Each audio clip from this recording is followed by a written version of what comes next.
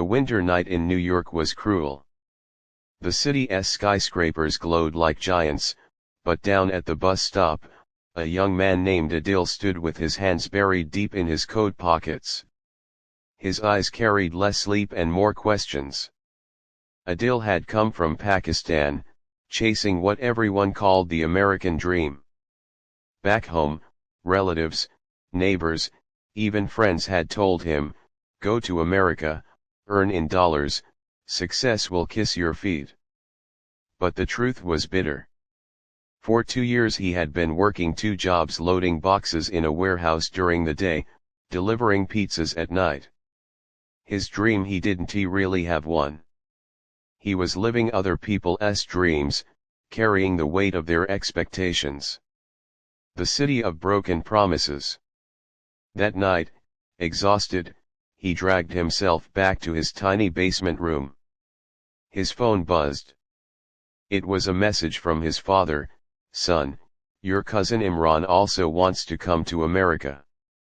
Can you sponsor him, help him get a start, just like you did?" Adil's heart sank. He placed the phone aside. His chest felt heavy, his eyes stung.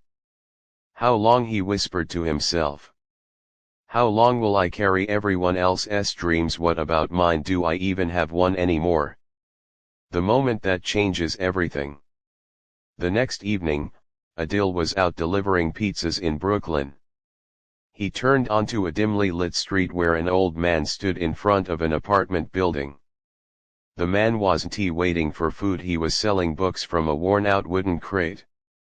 Curious, Adil asked, "Sir, why are you selling books out here in the city?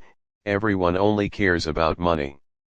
The old man chuckled, his eyes sparkling despite the cold. "Son, I spent my entire life chasing dreams that weren't mine.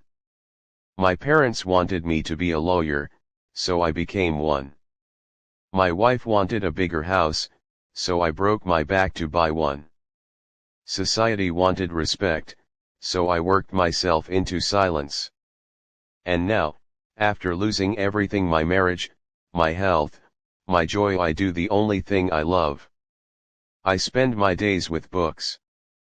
Those words hit Adil like a punch in the chest. For a moment, he stood frozen. The old man's voice carried not regret, but truth, raw and undeniable. The hidden note. As Adil turned to leave, the old man picked up a tattered book and pressed it into his hands. "Take it. No charge. Maybe it will mean something to you." Adil returned home, tossed the book on his bed, and fell asleep. But in the middle of the night, he woke up, restless. He picked up the book. Its title was The Life You Choose. Inside, he found a note scribbled on the first page: "If you don't decide your own path, the world will drag you down theirs. Stop chasing others' dreams before you forget your own." Adil's throat tightened. For the first time in years, he asked himself a question he had long buried: what do I really want? The past comes alive.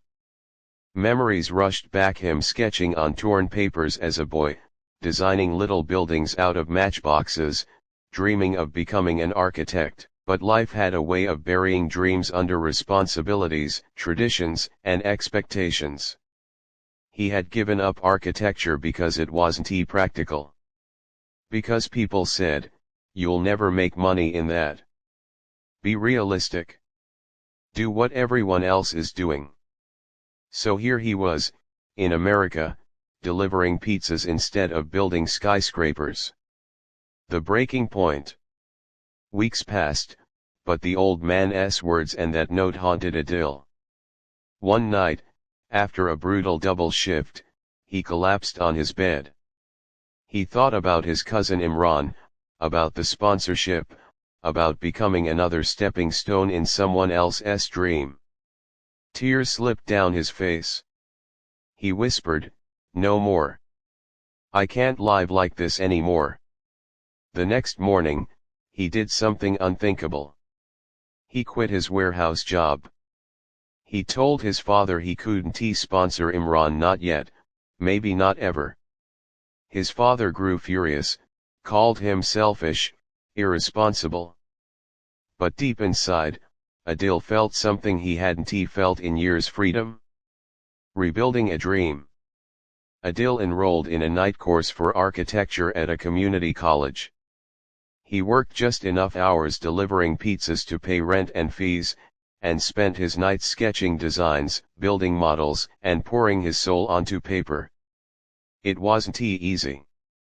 His friends mocked him. His family called it childish. Loneliness crept in. But Adil held on to one truth: if I fail, at least it will be my failure, not the failure of living someone else's dream. The twist of fate. 2 years later, Adil entered a design competition for immigrant students. His project, a community center designed to look like a bridge symbolizing the crossing of cultures, the blending of dreams. When the results came in, Adil's design won second place. It wasn't first, but it was enough. His work caught the attention of a local architectural firm. That was the first step into the life he had once only imagined. The full circle. One summer afternoon, Adil returned to that same Brooklyn street, searching for the old man with the books. But the man was gone. A neighbor said he had passed away a few months earlier. Adil stood silently, clutching the old book he had kept all this time. He whispered into the wind, "Thank you. One story changed my path. You saved me from living blind." And with a deep breath, Adil walked forward, not chasing anyone else's dream, but finally living his own. Closing thought. Life will always try to hand you dreams that don't belong to you, dreams of parents, society, or friends. But the truth is simple: if you don't write your own story, you'll end up a character in someone else's.